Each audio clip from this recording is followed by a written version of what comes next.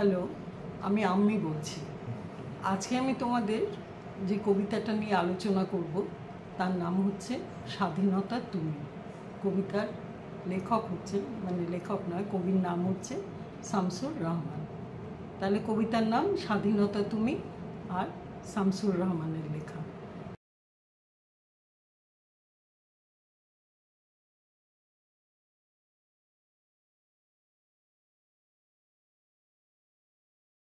তাহলে প্রথমে আমি তোমাদের কবিতাটা পড়ে শোনাই, তারপরে প্রত্যেকটা স্তবক নিয়ে আমি আলোচনা করব। ঠিক আছে, শুরু করছি।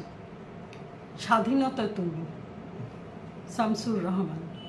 স্বাধীনতা তুমি রবি ঠাকুরের অজর কবিতা, অবিনাশী গান।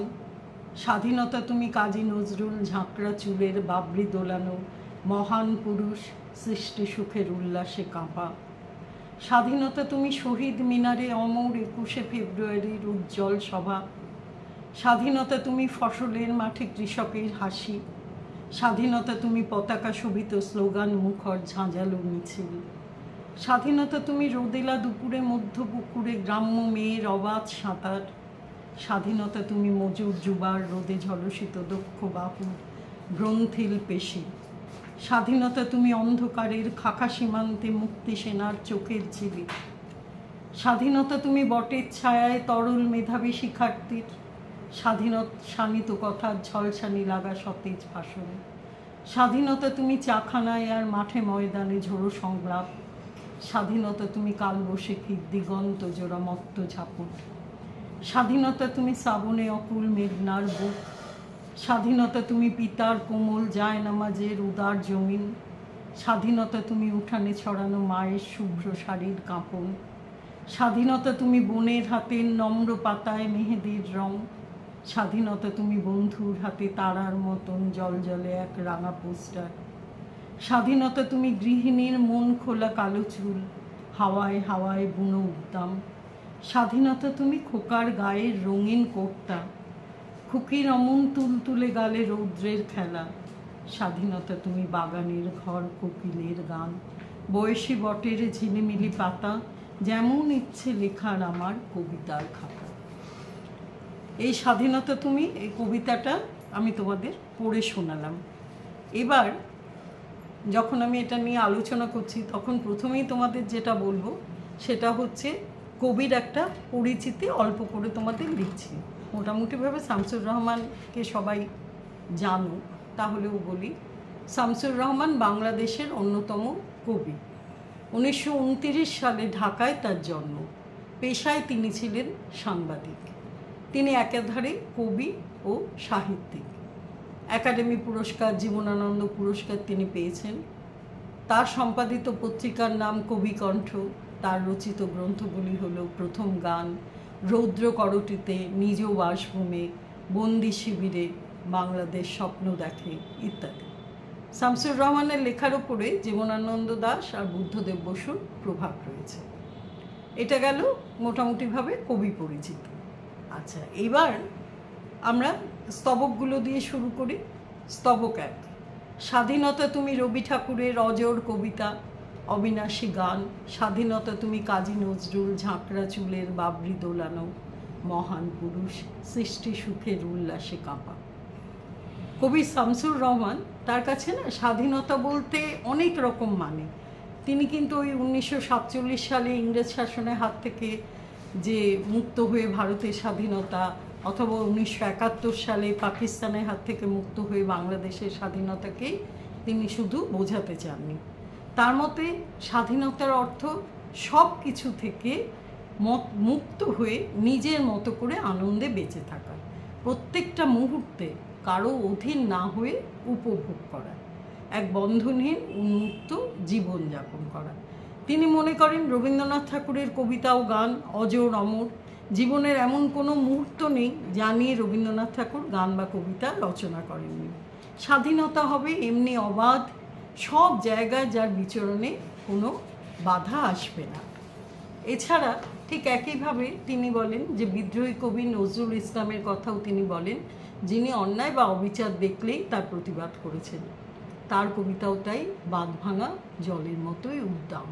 সৃষ্টি সুখের উল্লাসে তার কবিতা অবাধ জলের মতো বয়ে চলে। কবির বক্তব্য হচ্ছে রবীন্দ্রনাথ এবং কাজী নজরুলের গান ও কবিতার মতোই হবে স্বাধীনতার স্বাদ, যেটা অবাধ এবং যার ব্যাপ্তি থাকবে সর্বক্ষেত্রে। স্বাধীনতা শব্দের অর্থ কবি নানাভাবে বুঝিয়েছেন তার কবিতায়, যা তিনি মন থেকে উপলব্ধি করেছেন।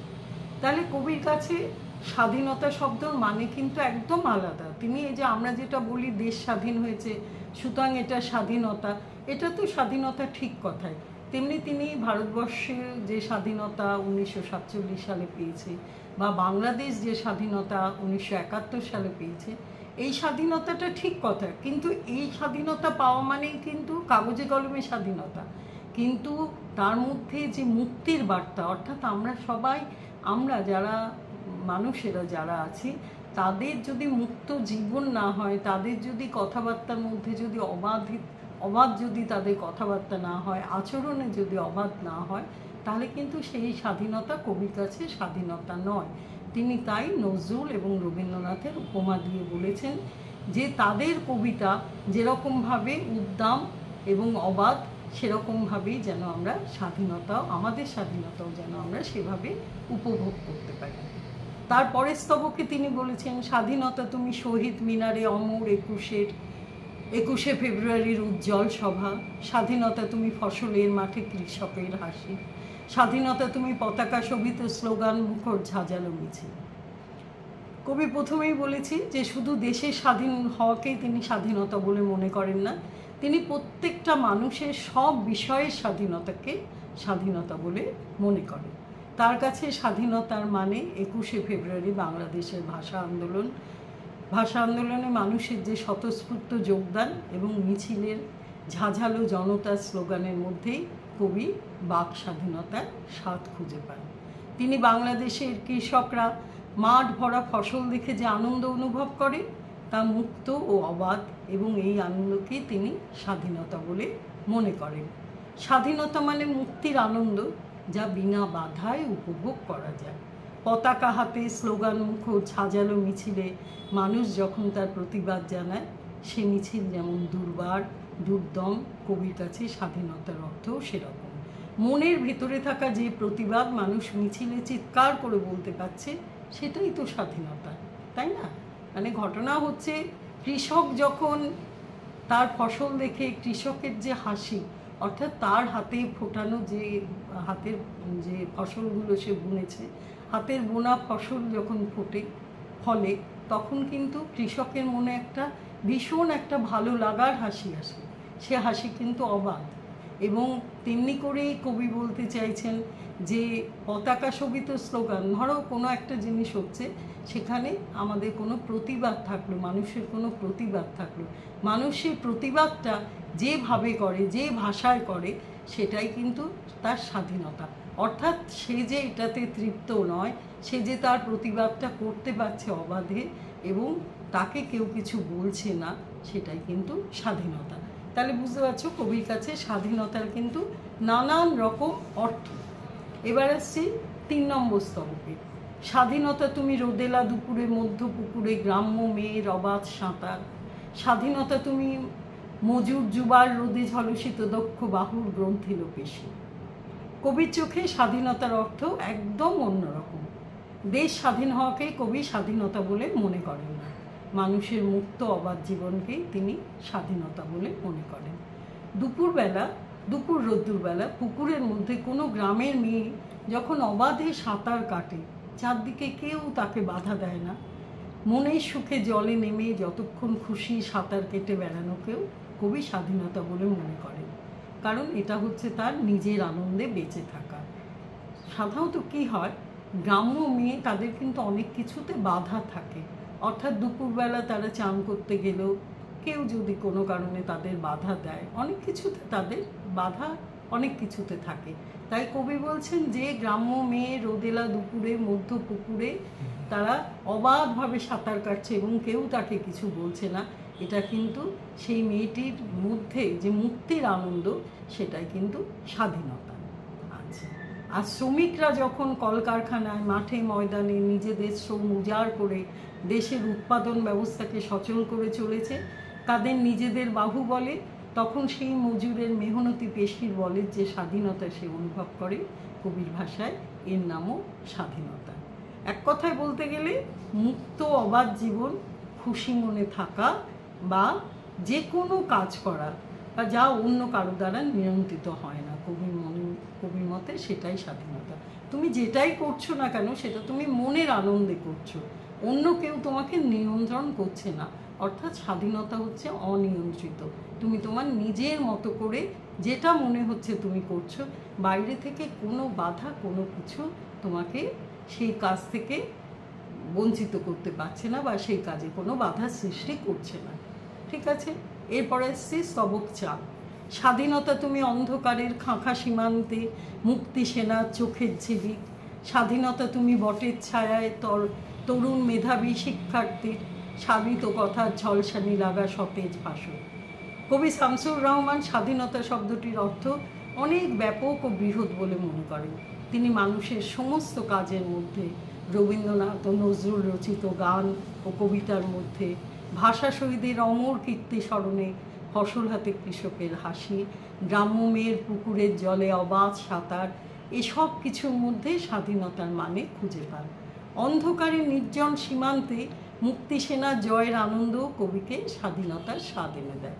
মুক্তিযুদ্ধে যখন মুক্তিসেনারা সেই প্রচণ্ড মাত্রায় অন্ধকারে খাঁখা সীমান্তে তারা কিন্তু দেশের জন্য তখন লড়াই করছে, এই যে তাদেরকে সেখানে কেউ বাধা দিচ্ছে না, তারা যে লড়াই করে তারা যে স্বাধীনতা আনতে পারছে, সেই যে তাদের অবাধ আনন্দ, সেই আনন্দটাকেও কবি স্বাধীনতা মনে করে।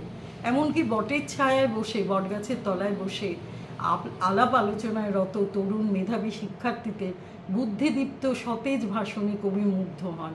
এসব তর্ক বিতর্কের মধ্যে কবি তাদের প্রাণের উচ্ছ্বাস অনুভব করেন, যা বন্ধনহীন। কবিতায় এই দৃশ্যের মধ্যেও স্বাধীনতাকে প্রত্যক্ষ করেন। এভাবেই তিনি স্বাধীনতার নতুন দিক নির্দেশ করেন। ধরো একটা বটগাছের ছায়ায় বসে কতগুলো শিক্ষার্থী, তরুণ শিক্ষার্থীরা, তারা তাদের মতো করে কোনো একটা বিষয়ে তর্ক করে চলেছে, যে যার মতো করে কিন্তু তার যুক্তি সাজাচ্ছে। এই যে তাদের মত, এই যে তাদের মত প্রকাশের স্বাধীনতা, নিজের মতো করে বলা, এটাকেই কিন্তু কবি মনে করছেন এতেই সেই শিক্ষার্থীরা আনন্দ খুঁজে পান এবং এটাই কিন্তু তাদের স্বাধীনতা। ঠিক আছে, এবার আসছি স্তবক 5। স্বাধীনতা তুমি চাখানায় আর মাঠে ময়দানে ঝোড়ো সংলাপ। কবির কাছে স্বাধীনতার অর্থের অনেক ব্যাপ্তি বা বিশালত্ব। রবীন্দ্রনাথ নজরুলের গান, কবিতা থেকে ভাষা শহীদের স্মরণ, কৃষকের মুখে ফসল ফলানো হাসি, গ্রাম্য মেয়ের পুকুরে অবাধ সাঁতার এবং মুক্তিসেনার যুদ্ধ জয়ের স্বাদ, এসব কিছুই তার মতে স্বাধীনতার বিভিন্ন অর্থ। বটগাছের ছায়ায় মেধাবী শিক্ষার্থীরা যখন বুদ্ধিদীপ্ত সতেজ ভাষণে নিজেদের অভিমত ব্যক্ত করেন, তেমনি তিনি চায়ের দোকানে, মাঠে ময়দানে যে বিভিন্ন রকম তর্ক বিতর্ক চলে, তার মধ্যেও তিনি স্বাধীনতার আরেক রূপ প্রত্যক্ষ করেন। কবির কাছে এই বন্ধনহীন মুক্ত জীবন, এই বাক স্বাধীনতা অর্থাৎ নিজের মতকে প্রকাশ করা, এসবেরই আরেক অর্থ হচ্ছে স্বাধীনতা। বোঝা গেল? অর্থাৎ চা খাচ্ছে যে দোকানে বা মাঠে ময়দানে নানান বিষয় নিয়ে আলোচনা করা হয়, সেটাতেও কিন্তু এক একজন এক এক রকম আলোচনা করেন। তাদের এই যে মত প্রকাশের স্বাধীনতা করে তারা আনন্দ পান, সেই আনন্দটাতেও কিন্তু কবি স্বাধীনতাকে প্রত্যক্ষ করেন। স্তবক 6। স্বাধীনতা তুমি কালবৈশাখীর দিগন্ত জোড়া মত্ত ঝাপান। স্বাধীনতা তুমি শ্রাবণে অকুল মেঘনার বুক। কবির মতে স্বাধীনতা অবাধ, যাকে কোনো ছোট গণ্ডিতে বেঁধে রাখা যায় না। কালবৈশাখীর ঝড় যেমন আকাশ কালো করে প্রচণ্ড উন্মত্ততায় ঝাঁপিয়ে পড়ে, সব কিছু ওলট পালট করে দেয়, রাস্তাঘাট গাছপালা যেমন সেই ভয়ানক রূপের শিকার হয়, পুরনো ভাঙা চোরা পৃথিবীর চেহারাটাই পাল্টে যায়, পুরোটাই পাল্টে দিয়ে যায়। স্বাধীনতাও ঠিক তেমনি উদ্দাম, উচ্ছল, অবাধ, কোনো কিছুকেই সে মান্য করে না। স্বাধীনতার আরেক রূপ দেখা যায় শ্রাবণে অকুল মেঘনার বুকে। শ্রাবণের ধারা তার খেয়াল খুশি মতো পৃথিবীর বুকে বয়ে চলে, কখন থামবে সে জানে না। নদীর দুকুল প্লাবিত করেও সে তীব্র বেগে প্রবাহিত হয়, তার গতিরোধ করার শক্তি কারও নেই। মেঘনা নদীর প্লাবনে বহুদূর বিস্তৃত হয়ে পড়ে জলরাশি। স্বাধীনতাও তেমনি সমস্ত বন্ধন ছিন্ন করে দুর্বার হয়ে পড়ে। এই স্বতঃস্ফূর্ততার মধ্যেই কবি স্বাধীনতা খুঁজে পান। কবি কালবৈশাখীর ঝড়েও দেখেন স্বাধীনতা, কারণ কালবৈশাখীর ঝড় দুরন্ত বেগে বয়ে যায়, সে কাউকে মানে না। তেমনি মেঘনার যে প্লাবন, মেঘনার প্লাবনে বন্যায় চারদিকে জল দুর্দার বেগে বয়ে চলে, সেখানেও কিন্তু কবি স্বাধীনতা খুঁজে পান, অর্থাৎ সেখানেও কিন্তু সে অবাধ। স্তবক ৭, স্বাধীনতা তুমি পিতার কোমল জায়নামাজের উদার জমিন, স্বাধীনতা তুমি উঠানে ছড়ানো মায়ের শুভ্র শাড়ির কাঁপন, স্বাধীনতা তুমি বোনের হাতের নম্র পাতায় মেহেদির রং। কবি শামসুর রহমান স্বাধীনতা শব্দটিকে অনেক ব্যাপক অর্থে ব্যবহার করেছেন।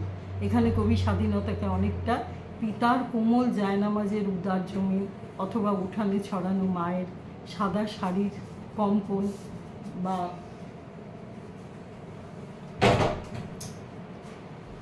বোনের হাতের ছোট্ট নম্র পাতায় মেহেদির রঙের সাথে তুলনা করেছেন।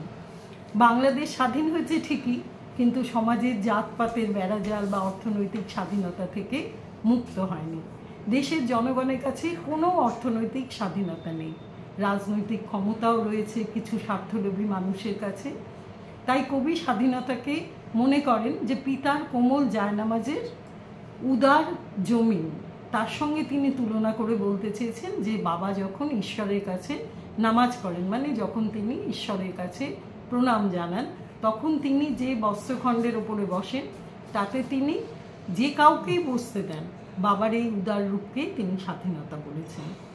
তো এছাড়াও তিনি স্বাধীনতা প্রত্যক্ষ করেন উঠোনে ছড়িয়ে থাকা বা মেলে থাকা মায়ের শাড়ির আঁচলে অথবা বোনের হাতের নরম পাতায় মেহেন্দির রঙে।